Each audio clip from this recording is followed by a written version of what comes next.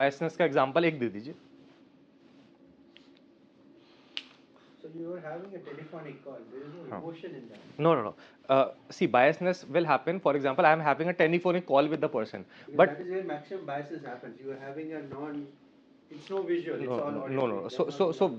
So, for example, I am having a telephonic call with this gentleman. Correct.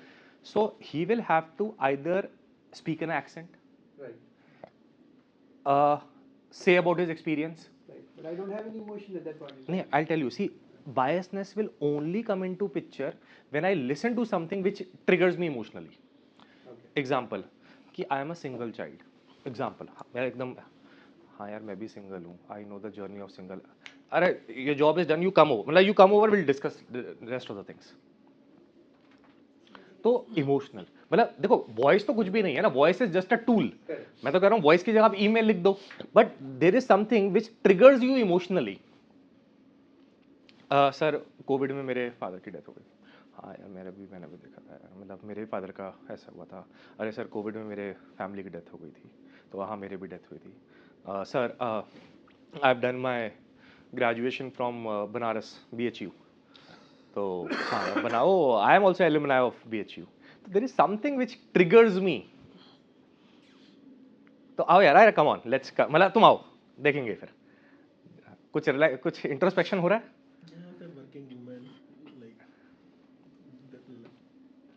तो ये तो emotionally trigger कुछ तो करेगा ना सर, कुछ तो इमोशनल कनेक्ट क्रिएट करेगा. And vice versa also, he says something which I hate the most.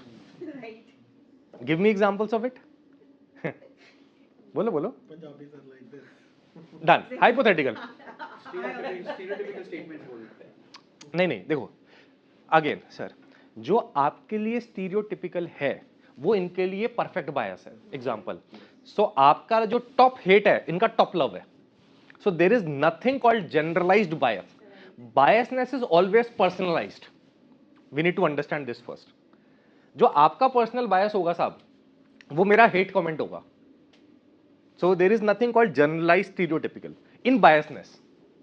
In biasness I am talking about. तो biasness का मतलब personalized bias. तो सर का Punjabi orientation let's say is not good, but ma'am is Punjabi, sir is Punjabi, could be one of those things. भैया मेरा तो game ही है, ये सारे पंजाबी मस्त कर देंगे सिस्टम इधर.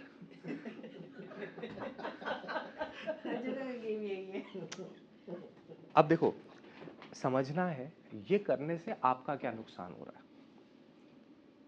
अगर आप कहते हैं ना ये देखो बायसनेस तो आप सोचो, मैं वोटिंग में भी चलती है. Election commission of India came with a very beautiful campaign, cast your vote, don't vote your cast.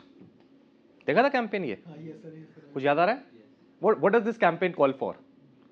It is only requesting you to be don't be taking your decisions on basis on your caste.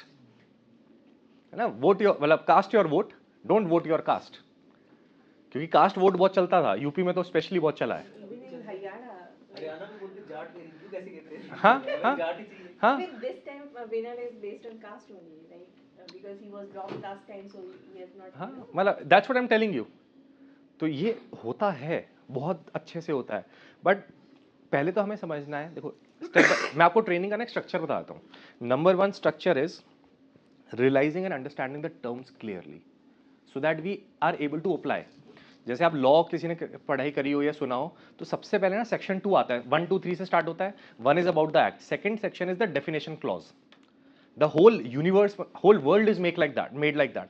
World में आप कोई भी law की पढ़ाई start करेंगे, section 2 जो सबसे prime section होता है is the definition clause. Her word को डिस्क्राइब किया होता है कि आप जब तक डिस्क्राइब नहीं है ना, आप कभी ठीक से पढ़ ही नहीं सकते, क्योंकि आप हर 15 मिनट बाद वापस आओगे. इससे अच्छा अब ये मैंडेटरी कर दिया पूरे वर्ल्ड में, मतलब 100 साल पहले से, कि first you clear the definitions, then when you move ahead at least all the words and their perceptions are clear, there is no need of coming back. Engineering also, the first chapter is only with the definition. Just the definition. So I'm just clearing the definitions first, using the right words, making everything clear. After this, understanding will be extremely smooth.